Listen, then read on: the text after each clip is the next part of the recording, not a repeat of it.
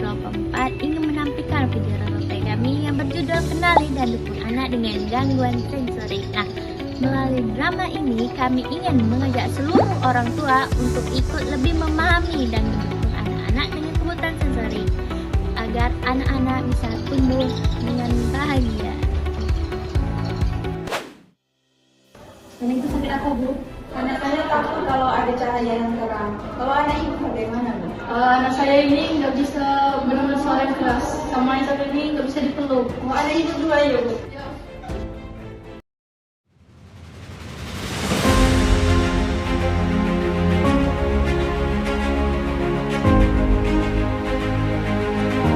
Selamat pagi, Bunda-bunda.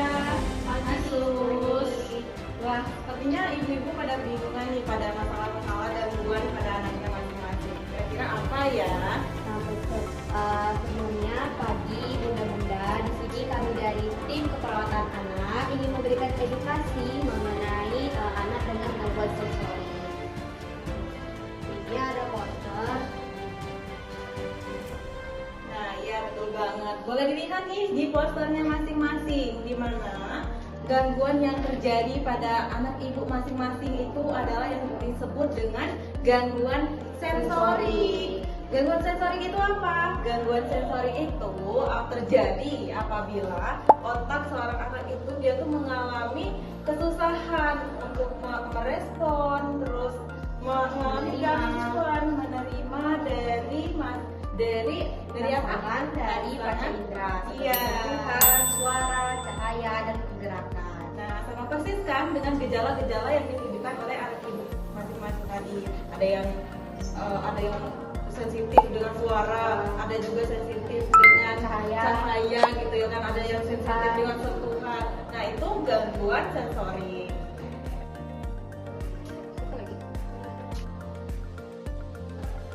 Nah ya Sus, kalau anak saya Yona ini nggak bisa dengar suara keras gitu. Kalau dia mendengar suara keras dia langsung menutup telinganya. Kalau anak saya yang Tiara ini dia nggak bisa dipeluk gitu Sus. Padahal saya sangat sayangi dia. Kalau anak saya ini, Sus, dia takut terhadap cahaya yang terang. Kalau lampunya nyala, dia langsung menutup mata. Nah, iya, betul banget. Itu adalah salah satu gejala-gejala dari gangguan sensori ini. Nah, di mana kita kan kalau belum tahu gangguan sensori itu apa, kita meresponnya bahwa anak kita itu nakal, keras kepala, nggak mau nurut perintah orang tua, dan kita berujung marah-marah gitu. Jadinya kan anaknya bukan hanya sedih, tapi dia jadi terganggu juga emosionalnya. Nah, jadi ibu-ibu sekalian, di sini kita jadi memahami kan cara otak anak untuk merespon rangsangan atau merespon itu berbeda, tetapi mereka juga unik, spesial. Nah, terus dari gangguan sensori ini ada juga dampak pada untuk anak-anak. Nah, ibu-ibu bisa, bunda-bunda bisa lihat di poster, itu dampaknya yang pertama, keterampilan motorik anak terganggu, konsentrasi belajar anak bisa terganggu, interaksi sosial anak dengan yang lain itu bisa terganggu, terutama pada teman ataupun bahkan pada orang tuanya. Kemudian perkembangan emosi anak pun juga terganggu.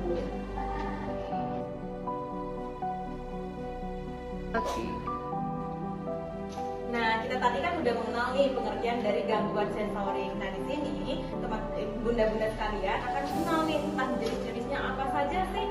Nah, apa sih jenis-jenisnya gitu? Nah, bunda-bunda, jadi di sini ada beberapa jenis-jenis gangguan sensori. Yang pertama yaitu hiposensitif, yaitu anak itu kurang sensitif, misalnya tidak merasa sakit meski terluka. Yang kedua, hipersensitif, yaitu anak terlalu sensitif terhadap suara, cahaya seperti salah satunya ya. Dan juga ada yang ketiga, anak bisa kesulitan menggabungkan berbagai sensasi seperti melihat dan bergerak secara bersamaan. Nah, bunda-bunda sekalian bisa dilihat di posternya, itu ada gejala. Gejalanya itu seperti anak bisa menutup telinga karena suara keras, menolak disentuh, sulit fokus, atau punya reaksi emosional yang berlebihan terhadap hal kecil.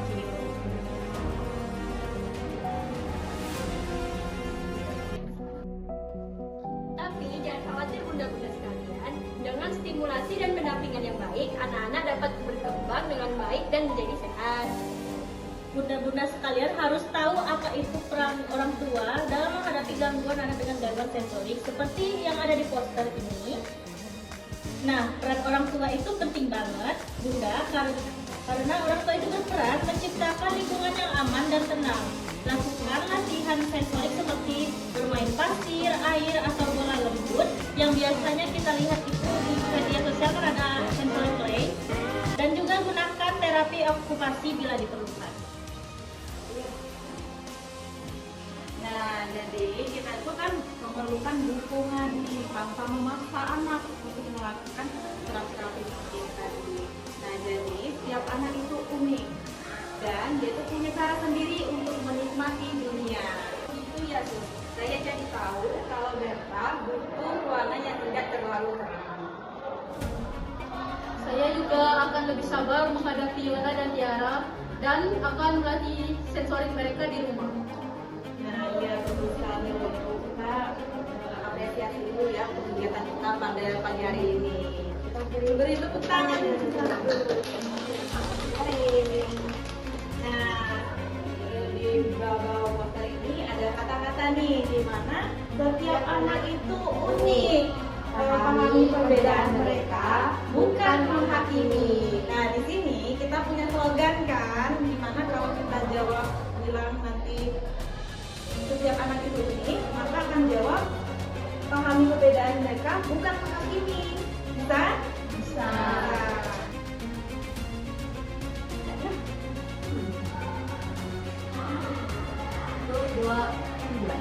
Setiap anak itu unik, pahami perbedaan mereka, bukan menghakimi.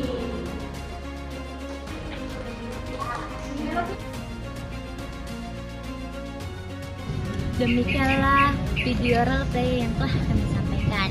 Semoga pesan yang telah kami sampaikan itu bisa menginspirasi kita semua agar kita bisa lebih sabar, peduli, dan lebih memahami bahwa setiap anak itu memiliki perbedaannya masing-masing. Saya akhiri, wassalamualaikum warahmatullahi wabarakatuh.